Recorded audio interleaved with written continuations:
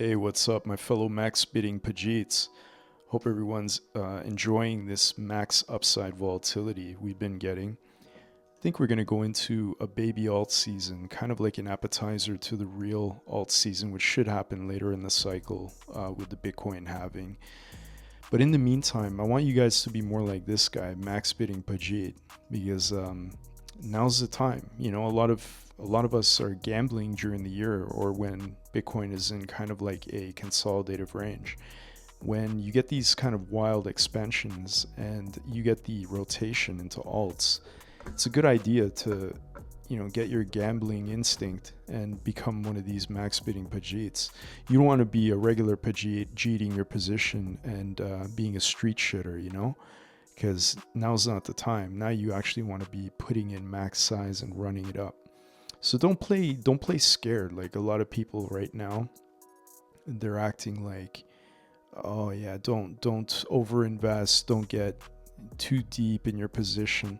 It's bullshit. There's times to step on the gas and be a max pig, and there's times to actually lay back and let the market self-destruct. Be a max Pajeet, all right? Anyways, that's our little opening monologue. We're going to look at Engine because this is hard money. This is the most pristine asset that exists. And I think this one's going to get a crazy bid pretty soon. So starting with the volume, this is kind of how I like to frame most of my trades. I'll go into the composite volume profile and just see where the major nodes would be and where the volume diminishes into a low volume node and where it kind of maxes out at high volume nodes. Then I look for pivots in the value area. So if you look at the composite volume, we're measuring from inception till today. And you could see the distribution on the volume profile is weighted heavily down here at 14 cents to like 20, let's say. Now you'll notice I've marked in a red and a green line. All this indicates is within either a range volume profile or the composite volume profile. The green is where the low volume node starts when you're coming from below it, and red is where it stops, and you enter either regular stable volume or you enter a high volume node, which is where you would technically take profits. So you have your max composite volume profile over here, and you could see max volume is at the lows. Inside the value range, this is your value area high, value area low. This is your point of control. We're obviously way above that now, relatively speaking, but we're pretty far away from the value area high, which is around 155. Now you'll note here between the two lines or rays that I put in, if you zoom out, you'll see that the volume traded really tapers off when you get into this node. So typically the rule is when you're coming from below a when you're leaving a high volume node into a low volume node, this is where you get fast moves up. So what I normally look for is a breakout trade, or if I'm in the trade and I've taken off some profits along the way, I don't mind taking a breakout long right here because usually this is a quick move up.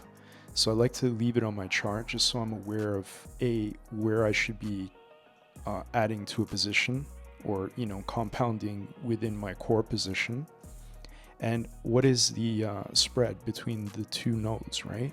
So like in this case, in this low volume node, you have a 43% move up.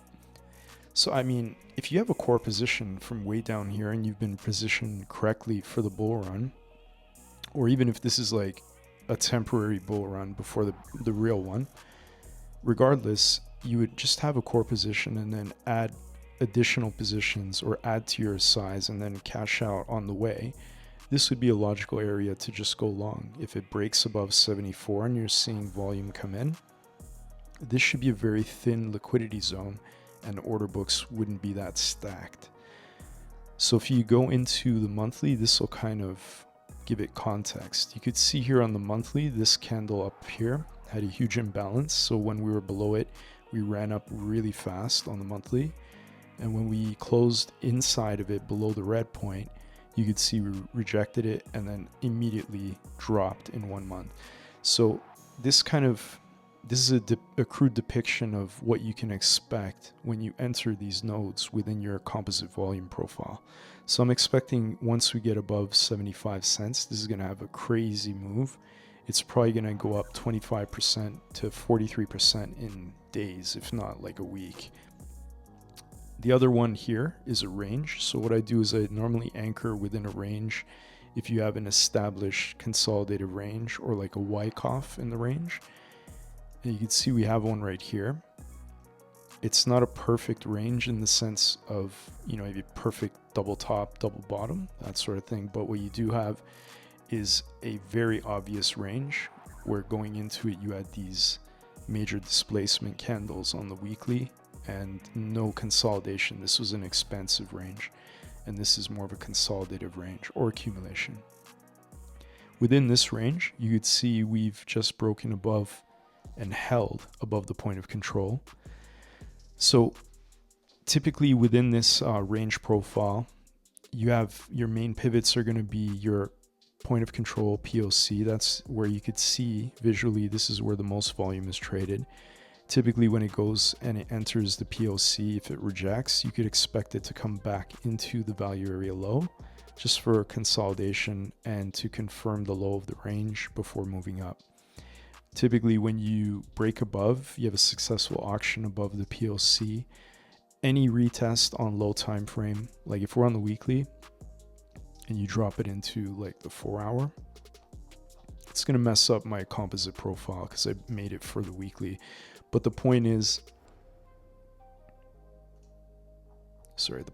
that it's normally going to backtest the POC, and then if it's a successful backtest, it's going to then try to run or expand toward the value area high. That's going to be your next target.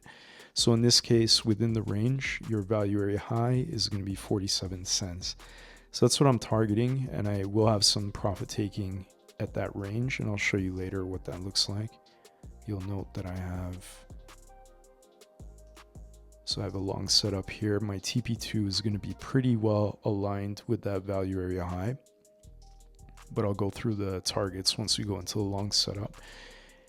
Within this range, you'll see the same kind of volume setup where on this distribution curve, you could see it starts thinning out as you go into that green ray, and then you get this very light node over here into the red ray, which typically will line up with dynamic resistance. So you could see where the volume comes in over here.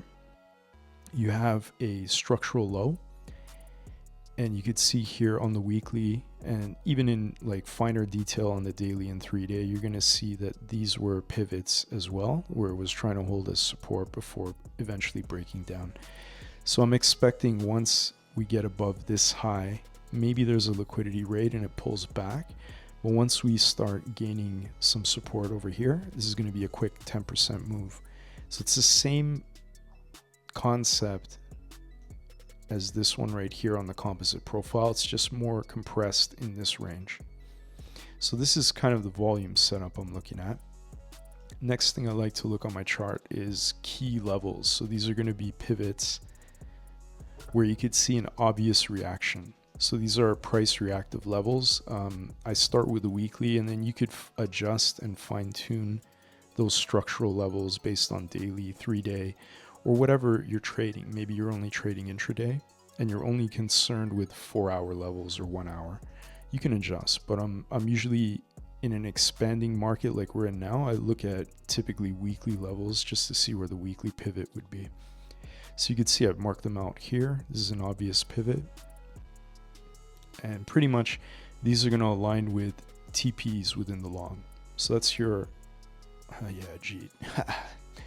levels. And here's a butterfly. Ponzi's actually pointed this out on the server. Sorry if I sound groggy. I'm just like really underslept today and overworked. You'll note that this butterfly drawing over here, this rendering, the ratios are really well lined up. So your first XA to B should be around the 786. Then you get a lower high, typically between the 382 and the 886, which we got right there. And then your final wave within the projection typically will go to the 1272. So this one's just shy of it. It can pierce right through and overshoot the 1272. That's fine. Usually that'll be your smart money reversal wick, or it could stop just short of it, and basically people are going to be front running another key level to the left, or this is a liquidity run of this low. So in this case, it was just running this low, and it was a very deep value area. This is probably like the godfather of all harmonics, because it's one of the deeper retracements on the final wave. And you could see it gets a bit of a reaction in the zone. It's nothing crazy. Like when you zoom out, this wouldn't have even hit the 10% reversal, right? So that's like overall on the composite, it's not a major corrective wave or impulse out of the reversal zone. But if you look at the zone, it's 150% move, right? So that's a pretty strong reaction within the range. Then what's happening here is you're getting like a 3-tap scenario, which is very common with harmonics. So if I just bring in my market maker model and we drop this into a daily, you'll see within that pattern reversal zone over here. So if we mark it from here to the 1272 and the 2618 projection, which is probably going to be somewhere over here, sorry, 2618, you get this Wyckoff 3-tap scenario where basically you have this low, the low that raids the low, and then a final spring before it starts to expand. Within that range, you're going to see this market maker model developing. So typically the original consolidation will be at a point where it either took a key external high or low, or it's rebalancing a major high time frame candle that was imbalanced. In this case, you could see it barely wicks above an external high. So that was the purpose of that wick. And then it immediately switched into a sell program. And then you could see on the way down, it created a couple redistribution boxes. So that was your original, basically like a 3 drives in to the main target, which was the external high. And then it broke microstructure over here, creating a second distributive box. These deviations right here and here, they're typically just to rebalance intraday imbalances. So this one here would have been probably a 12-hour imbalance. Yep, you could see right there, this was an imbalance and this one tapped into it. And then this one right here, the deviation to the downside was taking this wick. So that's normally what those weird deviations, they're never going to be perfect, these market maker models. There's some that are okay, that look really geometrically perfect, but most of them are going to have these outlier wicks that are just rebalancing or taking a key level before actually expanding in the direction it's the program is delivering. So anyway, now that we had this final rinse of the lows, that was your external low from December 2022. Typically, the market will oscillate between external low to internal imbalance or external high to internal imbalance. So that external low was pretty significant, meaning your next target, now that you took the external low, is going to be this internal weekly imbalance. And why I like it is on the way to that imbalance, which is going to be up to 94 cents, it left behind a bit of a footprint. So you can see here, those highs. This is weekly, so on the daily it'll be more obvious. All these are going to be failed swings that are going to be targeted on the move to the upside. So this is usually a good footprint for these market maker models once you've confirmed a buy program. The way I confirm the buy program, there's many ways to do it, but in this case, we're looking at this weekly bearish imbalance. You could see it reacted here, rejected, and then that is the one that crushed the final low before reversing the delivery to the upside. These bearish arrays on the buy side of the curve will typically be used as support to confirm your buy program. So in this case, we use the mid or the equilibrium of this bearish imbalance as a proxy for strength.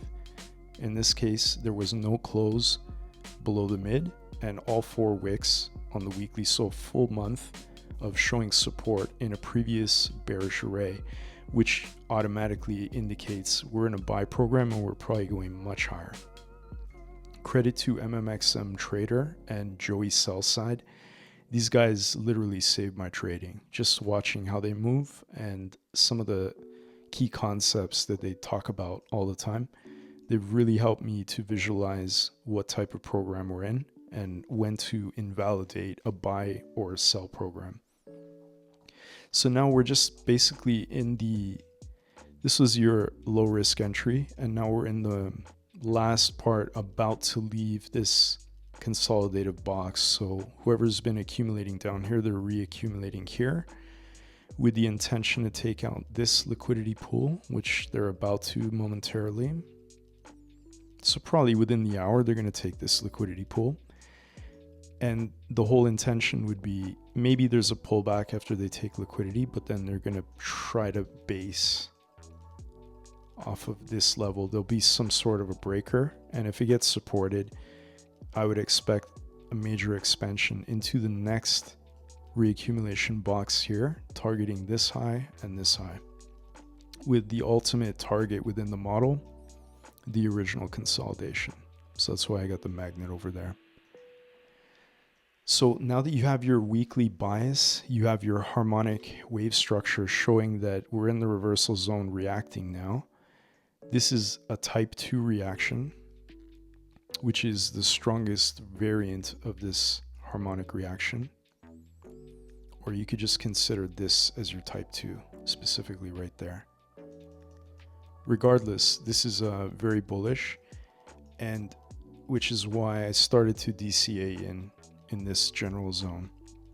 Now, ignore this. I had this set up on my trading view a while ago. I already had entries inside of this order block right here on lower time frame, but price was somewhere around here. I think it was like right here at this wick. And I was just planning if there was a scam down into this to take all these lows and then rebalance this weekly and 3-day imbalance that was left behind. You could see there's your weekly and there's your 3 days. So I structured this trade in the event that they want to go lower. I would just reaccumulate even more here before actually sending it up. But I grabbed a decent bag before it started moving up here. So I'm okay with my positioning. I'm still well positioned to push up, and I'll be compounding on the way as well. Regardless, TP1, whether you got in here or you got in over here, TP1 should be when they take out this liquidity pool right here. So you could see there's a high here, a lower high here, lower high here. They already took that, but now basically it's these 3 highs. So after they take that, there might be a bit of a pullback into an order block or to test a breaker or a previous bearish array. But regardless, that should be a TP1 area, 3438. TP2, I'm basically looking at a supply zone over here on, I think it was a daily. Yeah, so like right here, you're going to have a bit of a supply zone. You also have some microstructure in this zone. I don't like to set my my TPs right at the wick high just because sometimes you get front run and you got to wait longer to actually cash out. I'd rather cash out sooner and then compound quicker, right? So that's TP2. TP3, again, it's in a supply zone. TP4 would just be inside of the weekly imbalance. So you can see TP4 is basically the top side or top quartile of this imbalance, which lines up with weekly structure. So I would, if we pop in our levels, you could see this level right here. I'm trying to basically take profit before it actually hits that structure, because then you're racing to cash out, right? But that's TP4. And then TP5, again, it's another imbalance that's lined up with structure over here. So you want to be cashing out there. And then obviously a runner that'll take you anywhere to the highs. I don't think we're going to go anywhere near 4 on this uptrend. And again, look how shallow we are compared to how this can run. So that's why this is a pristine asset, and I wanted to get in early, just because if there is a nice wave, I think this one is positioned really well to actually get that sharp move up. Last thing, if I just take off all the noise. The reason I was getting in down here was just because I identified key structure over here, the previous high that was rejected once, twice, 3, 4 times, 5, and then it displaced above and ran. So right after that, if you go on the weekly, this went parabolic. So right after creating this weekly order block, it just ran. So this previous high to me is a very key level, and the fact that we held it here, and the only reason it drew to that level originally was to retest the previous high and to rebalance this 3-day imbalance that was left behind. So once that was confirmed, I just started laddering in very slowly. Again, I'm not averse to averaging up. So like P&L traders, they always are concerned with the percentage on their P&L, but I think the nominal return is the only thing that matters. So, right, if you get in at 24 and then you buy again here at 26, your P&L looks thinner, but the actual like notional and the nominal return is going to be higher, right? So that's all that matters when you're trading. So I'm going to continue averaging up and taking profits wherever I see fit on the way up.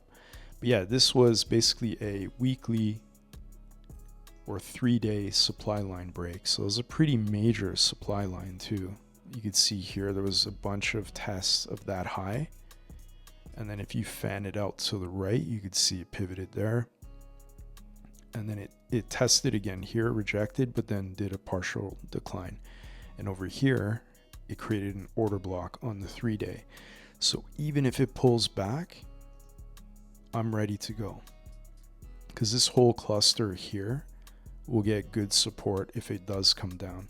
So I might not wait for this long. I might just start adding here. Like any retest of the supply line inside of this cluster, I would imagine is going to get absorbed. So even though I have this as a backup long, I think if it breaks through here and it closes below this wick, and it's not just a death wick and then gets absorbed, that would be bearish, right? Like if it actually closes back below this wick. So I wouldn't want to buy anything that drops below here and closes below, but if it just wicks into it and I see people buying and good volume being traded here, I'll just keep adding. I don't give a shit. But yeah, that's your ENJ setup. Hard money, baby. Let's go. Send it to the monthly liquidity void and the weekly imbalance. Let's go get the money.